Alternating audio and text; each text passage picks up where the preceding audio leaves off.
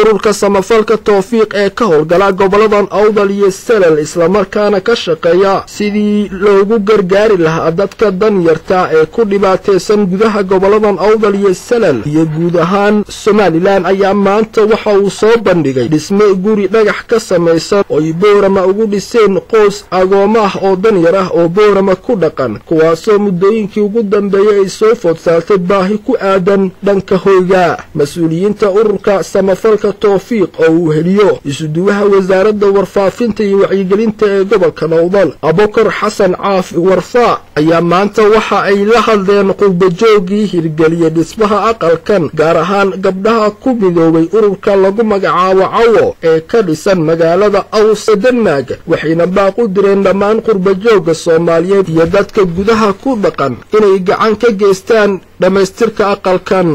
maanta halkan waxaan u joognaa laba maqsin oo loo dhisay dad agoona labada maqsin dhulka laga dhisayo waxa soo bixiyay walaalka iyo muxsina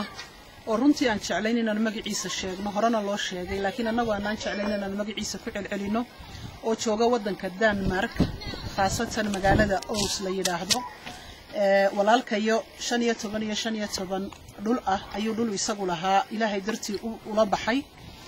waxana soo dhisay imka dhismaha aad arkaysaan ee qabyada ah ururka Cawo la yiraahdo ee ku nool isla wadanka Denmark ee magaalada Aws isla magaalo ayay joogan qofka dhulka la baxay oo walaalka ah iyo gabdhahaas oo walaalaha iyo gubigoodu muxsiniina oo ilaahay dartii u dhiibtay annaguna ku hadlayna ururka magaca tawfiiq afkiisa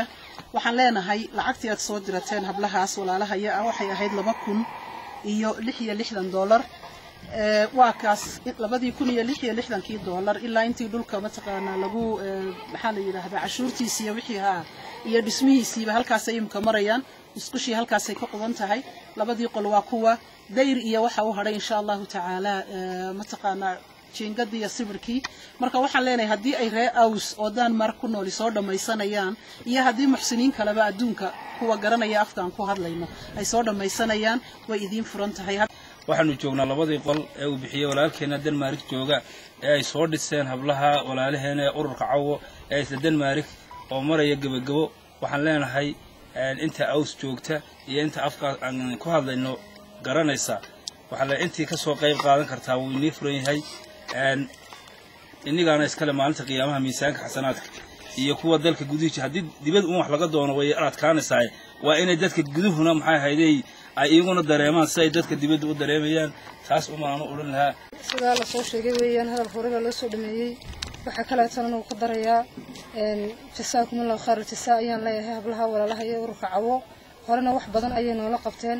imikana waa ka guriga ay dhiseen darkasiin dhamaystirkeedana iyaga ballan qaaday inay soo dhamaystiraan waxaan leenahay guriga soo dhamaystiray ilaahay inay ka jasaasiyo ururka tawfiiq ee samafalka ee gobolkan Awdal ee isu taagay sidii ay ugu gargaari lahaayeen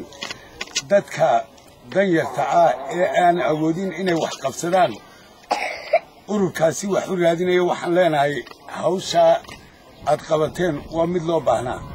marka dadka kale ee ku nool dalka gudihiisa iyo dibaddiisaba waxaan leeyahay sida ururka tawfiiq baa uu u shaqaynayo in lagu daydo oo inaguna aan gacan ka geysano oo wixii awoodeena